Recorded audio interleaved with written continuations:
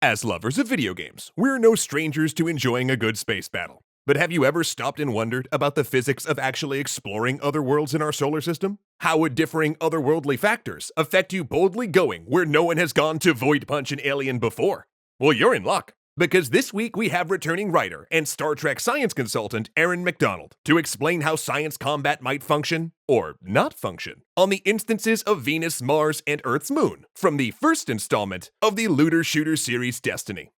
Eyes up, Guardians. Science incoming.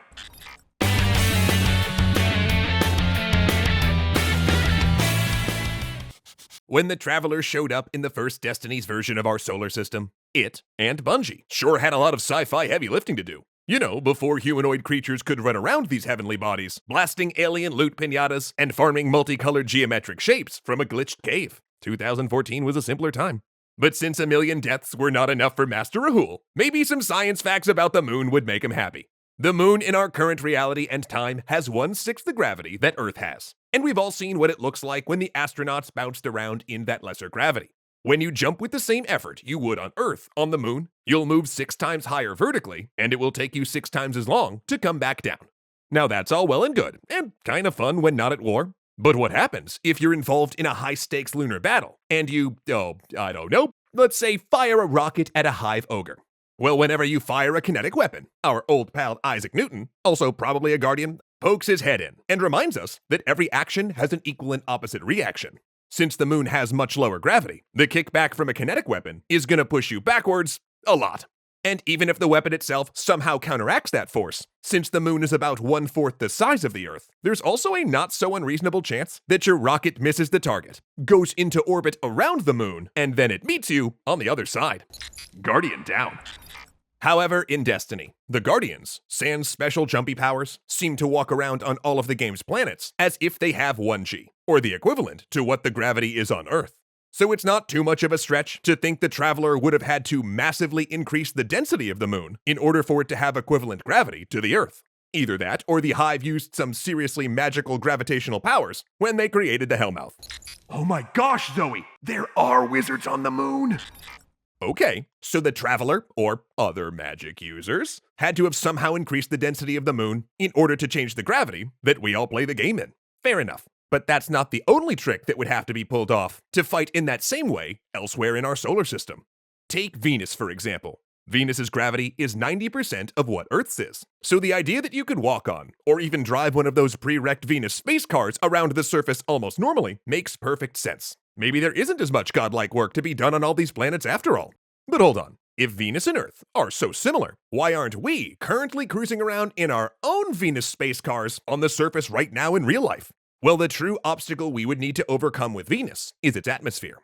Above our heads here on Earth, the atmosphere is equivalent to about 15 pounds per square inch. But on Venus, the atmosphere is 90 times that.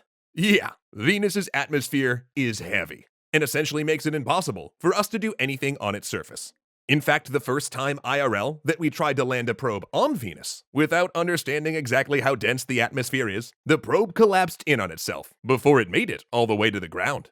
But back in Destiny, they mention that once the Traveler arrived and spruced up the place, Venus became a paradise. But how? Well, we could posit that it would have had to essentially reverse the greenhouse effect on Venus, and this might have been achieved by seeding the atmosphere to change the proportions and make it all Earth-like, but then also lightening it to somehow reduce the amount of pressure. Okay, so the Traveler, or another fanfic magic user I made up, had to increase the density of the moon, and they would have had to seed and lighten Venus's atmosphere. But what about Mars? It seems like it wouldn't be too bad to live on, and it's got lower gravity too, but not as low as the moon's. The issue with Mars comes more from how the Traveler brought rain and transformed it from a dry, barren planet to a thriving metropolis. Dang, is that all Mars needs? Because I know of a sweet Tom Holland lip sync battle video that could probably do the trick. Unfortunately, it's more complicated than that. The reason Earth has liquid water on its surface is because of the atmospheric pressure that we mentioned earlier. And our atmosphere remains present and stable because of the Earth's rotating molten core that generates a magnetic field which protects our atmosphere from being blown away by solar wind and radiation. And if that somehow went away, like we believe happened on Mars, water would be unable to remain in liquid form and would simply boil away.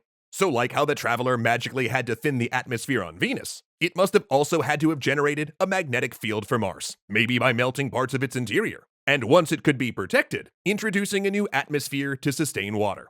Oh, and one more bonus side note. Aaron wanted to point out that in the first game, we see Phobos moved much closer to Mars, thanks to the Cabal. However, Mars's moon in real life is only 14 miles across, so if it were really as close as it appears in Destiny, it would have been crashing into the surface. Unless Mars has wizards. Bungie made running around and slaying aliens in our own solar system very fun. But in order for the Guardians to move and fight the same on all of these locations, the narrative design team needed to introduce an in-game context for all this science behind why this would work.